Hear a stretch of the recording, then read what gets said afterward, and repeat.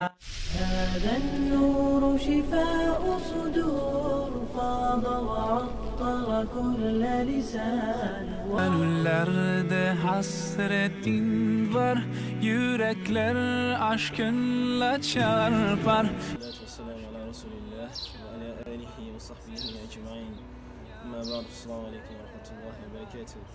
Après avoir loué Allah subhanahu wa ta'ala et prié sur son nom, le prophète Mohammed sallallahu alayhi wa sallam, nous vous saluons de la meilleure des salutations, que la paix, la miséricorde et la bénédiction d'Allah subhanahu wa ta'ala soit sur vous.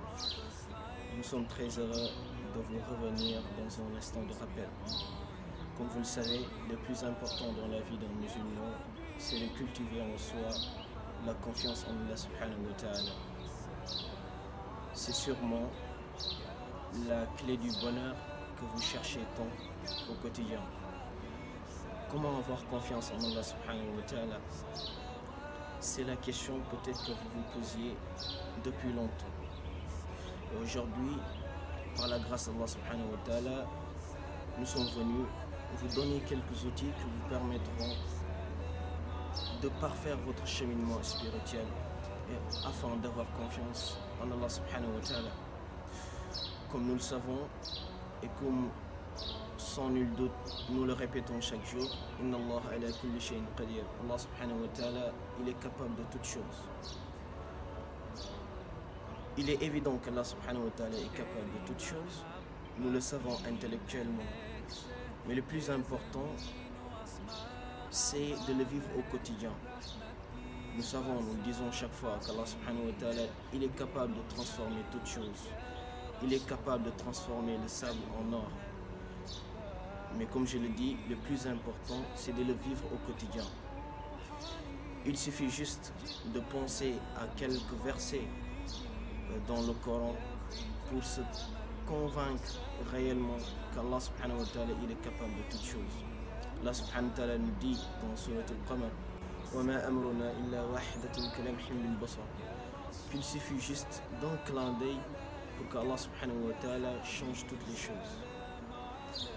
Allah subhanahu wa ta'ala nous appelle aussi trop souvent dans le Coran à méditer sur sa création. وفي خلق السماوات والأرض واختلاف الليل والنهار لآيات لأولي الألباب. Il y a certes dans la création des cieux et de la terre et dans l'alternance de la nuit et du jour des signes pour ceux qui réfléchissent. Si tu veux faire partie de ceux qui réfléchissent, il faut faire des efforts en faisant juste une promenade, en regardant comment Allah subhanahu wa ta'ala a créé, a élevé les cieux, comment Allah subhanahu wa ta'ala a étalé la terre, comment Allah subhanahu wa ta'ala a créé les animaux, comment Allah subhanahu wa ta'ala a élevé les montagnes, comment Allah subhanahu wa ta'ala a embelli la nature. Et même si tu vas jusqu'à penser, observer ta propre création, comme Allah subhanahu wa ta'ala nous dit, وَفِي أَنفُسِكُمْ أَفَلَا تُبْصِرُونَ. Et si tu réfléchis sur ta propre création, tu seras réellement convaincu que Allah subhanahu wa ta'ala, il est capable de toutes choses. Et c'est à partir de là que ton cœur arrivera à prendre le dessus sur ton corps. Et là, tu arriveras même à vivre avec les épreuves, avec le sourire. C'est ce que cherchent au quotidien tous les serviteurs. Donc je t'appelle à méditer sur la création de Allah subhanahu wa ta'ala. C'est une des clés qui te donneront, qui t'ouvriront les portes du bonheur.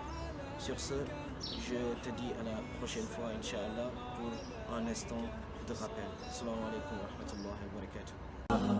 إلا الله لا إله إلا الله لا إله إلا الله. هذه سبيلي أدعو إلى الله على بصيرة أنا ومن اتبعني وسبحان الله وما أنا من المشركين.